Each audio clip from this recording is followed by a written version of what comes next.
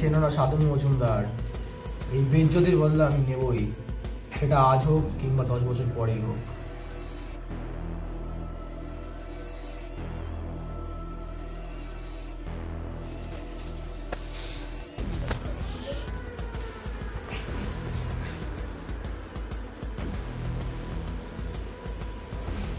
না,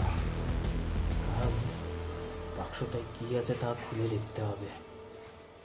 সন্দেহের মাত্রাটা দিন দিন আমার ছাড়িয়ে যাচ্ছে। মন করলে তো বাঁচতে পারবো না আমি।